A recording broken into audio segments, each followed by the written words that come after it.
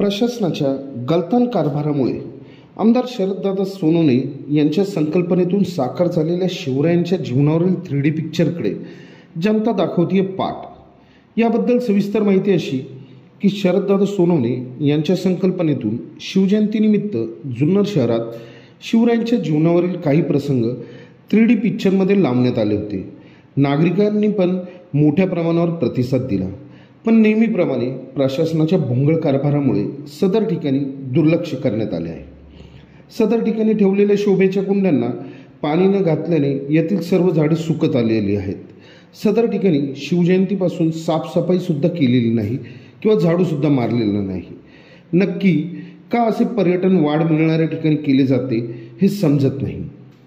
एका प्रशासकीय कर्मचाऱ्याने नाव न सांगण्याच्या अटीवर असे सांगितले की याचे साफसफाई व पाणी मारण्याचे टेंडर काही ठराविक लोकांच्या कल्पनेत आहे, म्हणून असा प्रकार घडवला जात आहे।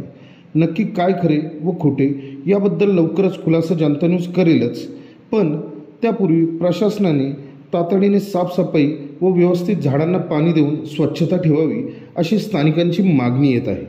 जनता न्यूज जुन्नर।